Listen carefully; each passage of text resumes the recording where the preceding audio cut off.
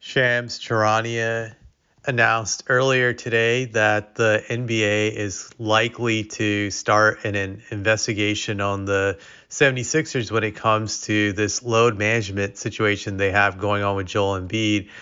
As most of you guys probably know, if you're following the NBA, the Sixers announced that Joel Embiid would not play in the season opener, which has already been played tonight.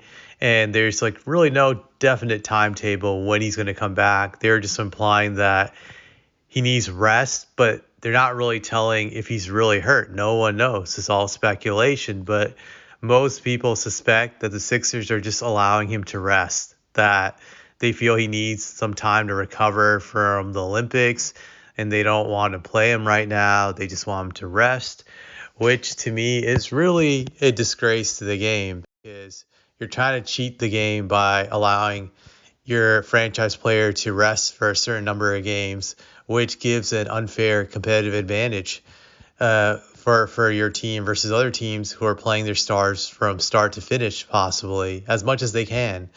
And they're trying to have integrity by respecting competition by doing this.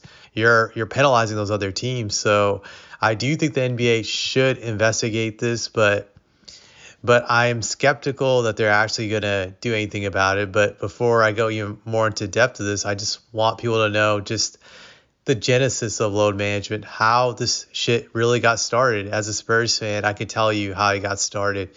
Really, the birth of load management happened way back in the spring of 2000. So the Spurs were the defending champs that year. And it looked like they were starting to get their mojo back. They had struggled earlier in the year just with the loss of Sean Elliott due to his kidney issue he had. He needed a kidney replacement back then, so he missed so many games due to that ailment, and then eventually came back, and the Spurs started to hit their stride.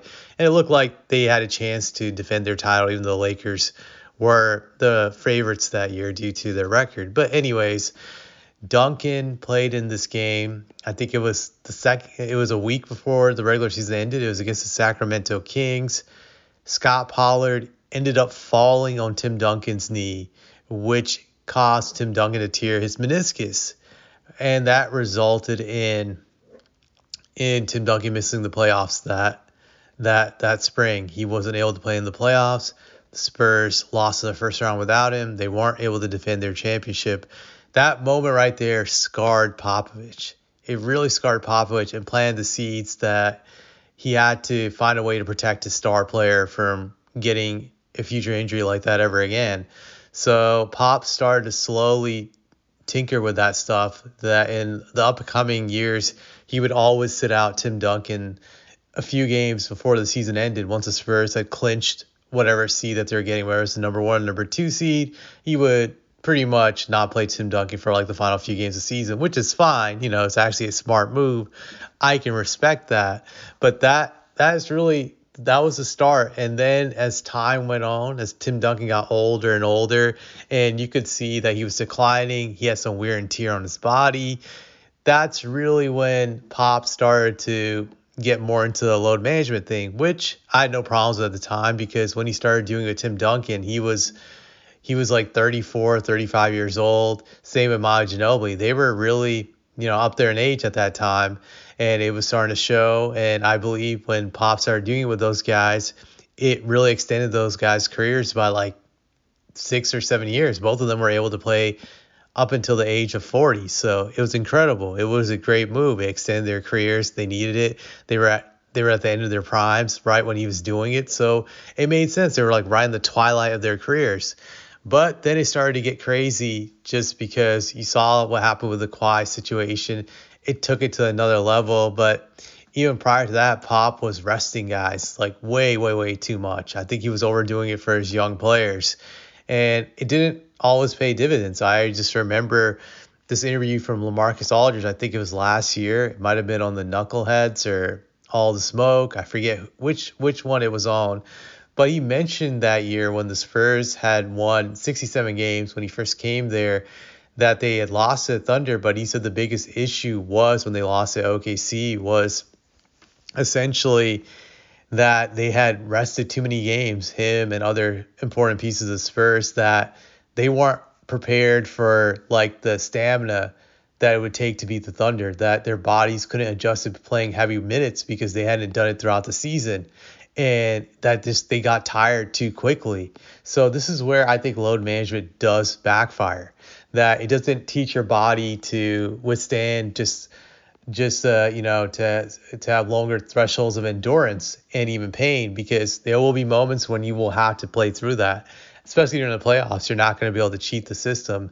So I think it's a bunch of BS. I am not a fan of it. I know I'm going that tangent, but I just want to make it clear.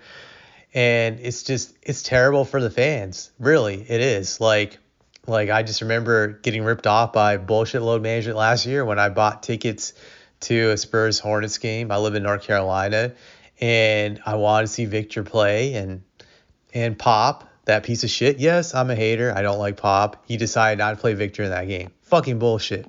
I wasted a few $100s for nothing.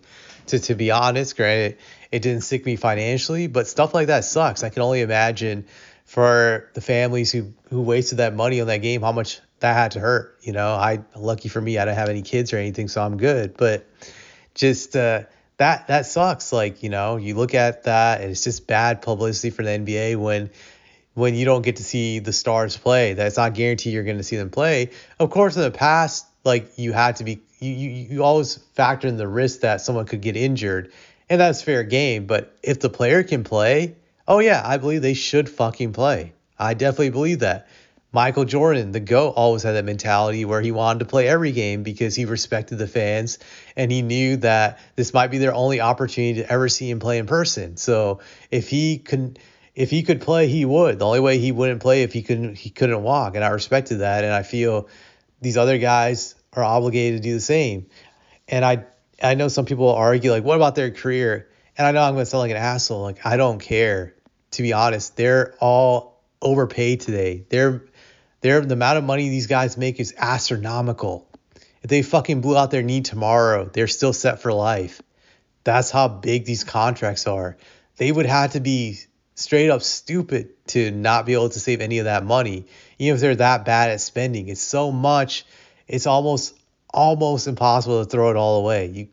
And if you do, that's just all on you. That's why I look at it. So yes, I do believe that they're obligated to pay, they're obligated to play in front of the fans because they're paid astronomical money now.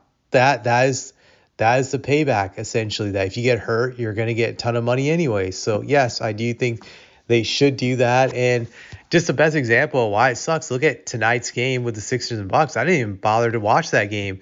And normally I would have watched that game if Joel Embiid played. I would have watched it. Just that would have been awesome to watch him versus Giannis. Two guys in their primes, probably at the peak of their careers right now. And arguably you could say when they're all healthy, they're all competing for the best player in the league, just with Jokic and a few others. That's what you want to see as an NBA fan. And then not to see that, that's a bunch of horse shit. That's really what the NBA is about, is seeing great matchups like that. It's really about that. And load management ruins that shit.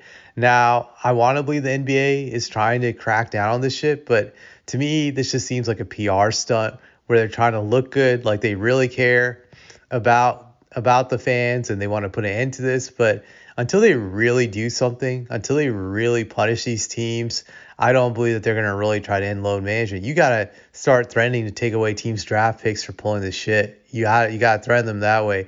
I don't believe fining them works because, let's be real, these teams are billion-dollar corporations. They can pay off these fines anyways. They're going to be able to easily pay off whatever fines the NBA does. The only way you can really punish them is taking away their draft picks, screwing them some way with cap penalties by taking away their cap space for the summertime to sign possible free agents, or just denying them the ability to make a trade. That's how you could stop them from doing this bullshit. You got to do it like that. Just doing these PR stunts, I don't think it's good enough. And I just don't think the NBA is really invested in putting an end to this garbage. I really wish they would, because I think it's a joke. It makes a mockery of the league. It makes it hard to take it seriously at times. But I just don't see them putting an end to this garbage anytime soon, unfortunately.